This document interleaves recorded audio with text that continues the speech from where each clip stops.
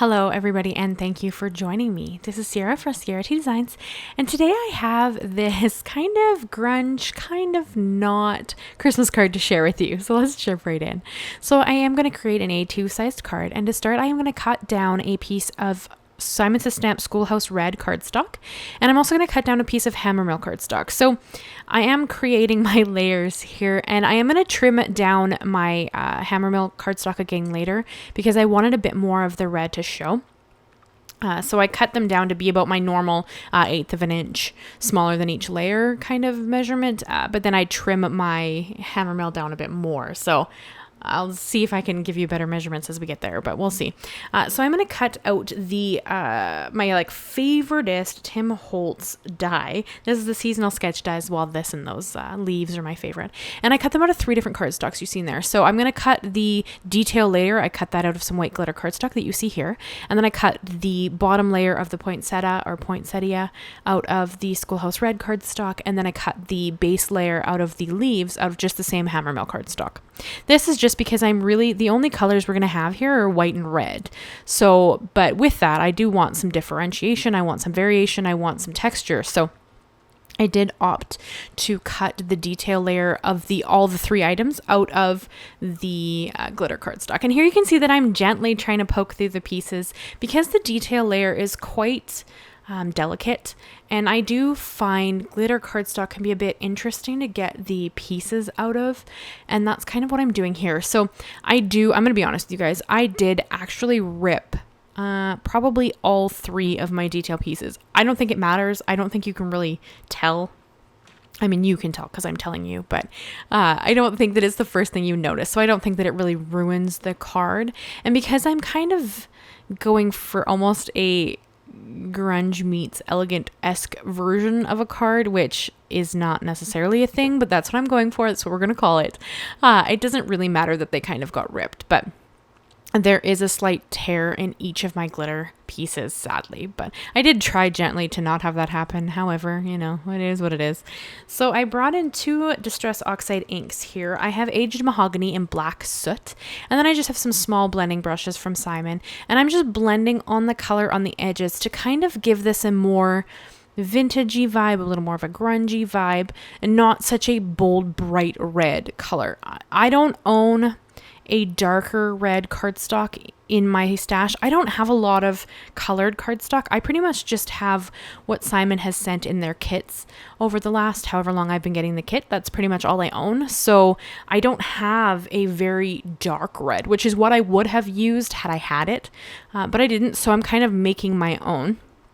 So I blended on that Aged Mahogany onto my red cardstock, and then I'm going to bring in the Black Soot and blend that on as well. And then I'm going to kind of try to blend in between them so that the black is not as vibrant as it is. And I mean, it does dry back as well. You can kind of see it here quite vibrantly. And then when you see the poinsettia later, it's not quite as vibrant, and I am using a black teal, small blending brush for this it's teal, sorry, for the Black Soot, because there isn't actually a black blending brush in the collection. There is one for brown, but I didn't want to use that for my black, and there's one for gray. But I have extra teal ones because they've come in the kits, so I just saved it for the black. I used one of the teal for my Black Soot, and I have a set specifically for oxides. So I'm going to trim this down. So here I've now trimmed off about another 1/4 of an inch. So my red panel is about 1/8 of an inch smaller than my A2 base, but this white panel is probably like 1.25 inches smaller at this point. But you guys know that I don't measure them. I just guesstimate and hope that it's right. So that's kind of what I do there. So no exact measurements. Sorry, guys. And then I ran it through the Sizzix Winter Snowflakes 3D embossing folder. And I used my Big Shot for that. I used my Gemini earlier, but I used my Big Shot for 3D embossing folders. And then I'm going to splash on some Perfect Pearls to add a little bit of that kind of shimmer in the background. Because Perfect Pearls is I would say it's almost a silver glitter. It really looks pretty with this kind of red and white theme that I'm going for. So I'm going to adhere this down straight to my panel. Everything's going to be adhered flat except these poinsettia when I actually get there. And I did add a fair amount of glue to this, and I am also going to put my Misty on top of it. This is just because with that moisture that I used, I sprayed my snowflake panel before I put it in the folder. Just I gave it a little bit of mist of water so that the cardstock didn't crack.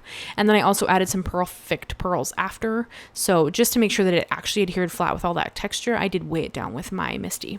And then I adhered it down to its base, and you can see that very thin white border there that just kind of looks really pretty. So now I'm going to kind of adhere my layers to the base, and they are a bit, I'm going to say cockeyed. They're a bit, no, they're not perfectly on top of the image because I want that dimension and that kind of differentiation between the base layer and the layer that's really kind of the pretty glittery layer on top, because they're both white, right? There's no color variation here. So because of that, I'm going to off-center them so that they give a little bit more interest. I think that that's mostly what we're going here for, is visual interest, just because it kind of spices it up a little bit. You could absolutely put them on perfectly straight. They layer up beautifully that way, but because of the same color, you don't get much differentiate. So that's kind of what I was aiming for. And then this one, I'm going to off-center it because everything else is off-centered. So I think it would be odd to have this one centered if nothing else is, although again, you could. I mean, you don't have to off center everything.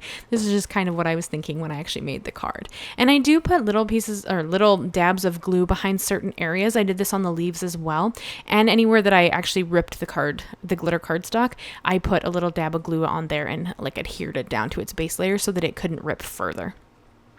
And then once I'd kind of come up with a layout that I really liked, I adhered my leaves down first. And again, I kind of adhered them at the beginning of where I want them, and then put little dabs of glue behind the tip of the leaves. This is because I don't want them to move, but I don't want to add a ton of glue because the background is so textured. I don't know that it was going to adhere really well to start with. I had a little bit of a struggle to get some of the areas to stay down because of the texture. So I'm going to have to hold it with my fingers or my nails, however I decide to kind of push it down here, you see, and that just gets it to adhere. And then I'm pretty happy with how that worked out. I did add one thin 3D foam square to the back of my poinsettia. That is all I'm going to use to adhere this down, is that one square. The little foam square.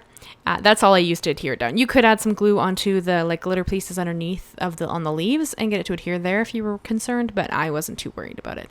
And then I used aged mahogany here for the stamp. This is the Simon Says Stamp Joyful Seasons stamp set. I just used the Merry Christmas set of that sentiment. And then I didn't really like the aged mahogany. I felt it was too dark. So then I brought in I think that's Fired Brick, and that's what I ended up deciding to use. I also brought in Candied Apple, but it was too bright. So you can see that one kind of sitting off to the right-hand side there. I cut it down, but I didn't like it. It's way too bright, so I didn't end up using it. I did end up using the Fired Brick for my Merry Christmas. And then I just kind of tucked it under the leaves. So that worked out really well. And then see here, like I kind of auditioned them until I was happy with the color. I mean, really, you could have used any of them. This is just me being a little bit picky, but any of those colors would have worked really, because I mean, aged mahogany is what we used to color the cardstock. So, but I chose to go with the Fired Brick, and I think that looked really pretty. And I just cut it down into a label and adhered it just down onto the bottom underneath a leaf. And then I brought in some Nuvo Pure Sheen crystals. I don't think they sell these anymore. I was looking for some the other day, and I don't think they sell them anymore, so I couldn't find them. I'll link something similar in the description below, but yeah, I couldn't find these exact ones. So we'll see. Maybe I just missed them. That does happen. So that is the card I have for you guys today. It's hard to believe there's only one Christmas card left in July, which will be on Thursday, but this is the card I have for you guys today. I hope you'll consider leaving me a like, leaving me a comment, and consider subscribing. I do new videos every Monday and Thursday. Thank you so much, guys, and I'll see you again very soon. Bye-bye for now.